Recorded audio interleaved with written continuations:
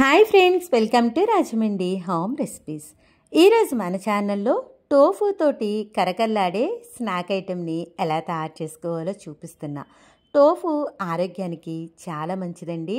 డైరెక్ట్గా దీంతో రెసిపీ చేస్తే పిల్లలు అంత ఇష్టంగా తినరండి. ఇలా పైన లేయర్ క్రిస్పీగా ఉండే కరకల్లాడే స్నాక్ ఐటెం చేసివ్వండి, వాళ్ళు చాలా ఇష్టంగా తింటారు.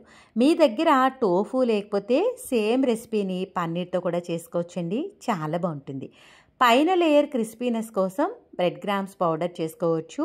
అది లేకపోతే కనుక ఇలా పచ్చి కార్న్ఫ్లెక్స్ని మిక్సీ జార్లో వేసి కూడా పౌడర్ చేసిన లేయర్ అనేది క్రిస్పీగా ఉంటుంది. అది కూడా లేకపోతే మిక్సీ జార్లోకి గుప్పుడు ఓట్స్ని తీసుకొని వేసుకొని చేసుకోండి, చాలా బాగుంటుంది. నేనైతే ఇక్కడ గుప్పుడు ఓట్స్ని తీసుకొని మిక్సీ జార్లో వేసి ఈ విధంగా పౌడర్ చేశాను.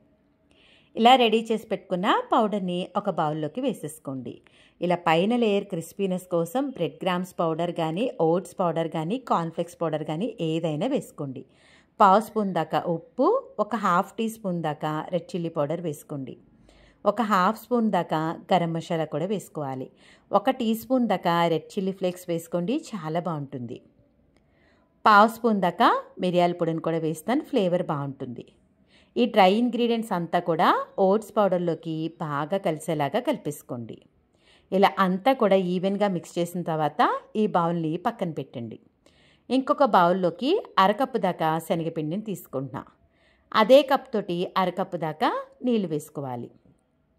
రుచికి సరిపడా ఉప్పును వేసుకోండి. ఒక హాఫ్ టీ స్పూన్ దాకా కారం కూడా వేస్తున్నా. ఈ ఉప్పు కారం అంతా కూడా శనగపిండిలోకి బాగా కలిసేలాగా కలుపుకోండి. ఎక్కడ కూడా ఉండలు లేకుండా కలపండి. పిండిని మరీ తిక్కగా కలుపుకూడదు, మరీ పలుచగా కలుపుకోకూడదు. బజ్జీలకి ఏ విధంగా కలుపుకుంటామో అలా కలుపుకుంటే సరిపోతుంది. టోఫు చేసే ముందు ఒక అరగంట ముందు ఫ్రిడ్జ్లోంచి తీసి బయట పెట్టండి. టోఫులో మనకి లోపల ఇంటర్నల్గా వాటర్ ఉంటుందండి. దానికోసం క్లాత్ మీద ఈ విధంగా పెట్టేసి బాగా ఈ విధంగా ప్రెస్ చేసిన తర్వాత ఒక్కసారి స్క్వీజ్ చేశారు అంటే దాంట్లో ఉన్న ఎక్సెస్ వాటర్ అంతా కూడా వచ్చేస్తుంది. ఇలా అంతా ఎక్సెస్ వాటర్ వచ్చిన తర్వాత టోఫుని ఒకసారి నీళ్ళతో కడిగేసేయండి. కడిగిన తర్వాత చాక్ తోటి మీకు నచ్చిన సైజు ముక్కలుగా కట్ చేసుకోండి. నేనైతే ముందు ఈ విధంగా లాంగ్ స్లైసెస్గా కట్ చేస్తున్నా. ఇలా అంతా కట్ చేసిన తర్వాత వీటిని చిన్న చిన్న క్యూబ్స్గా కట్ చేసుకుంటున్నాను. సైజు మీ ఇష్టం అండి, కావాలంటే ఇంకా పెద్ద సైజు ముక్కలుగా కూడా కట్ చేసుకోవచ్చు.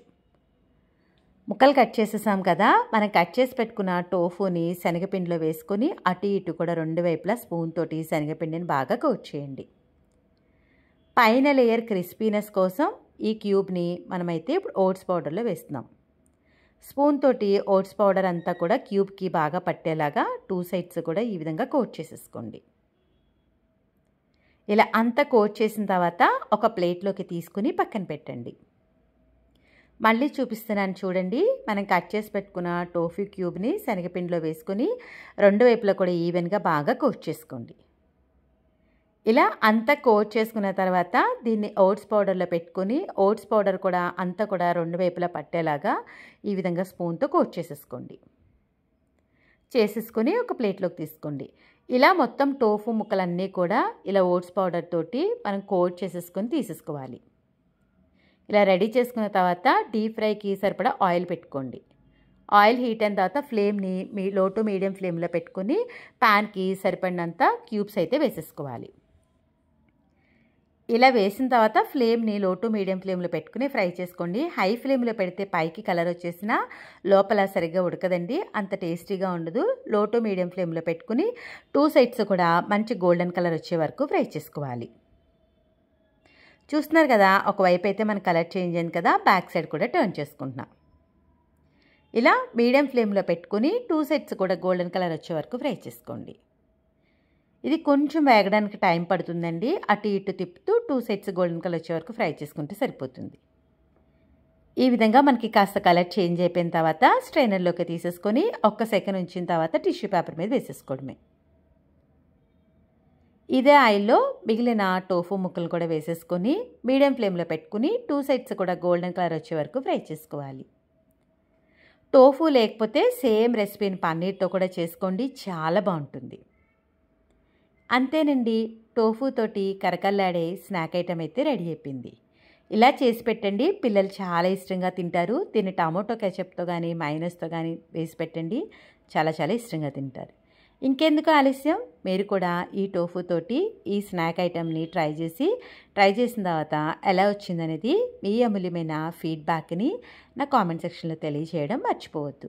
మీ అందరికీ నా వీడియో నచ్చిందని అనుకుంటున్నాను. Thanks for watching my video. Please like, comment, share, subscribe my channel.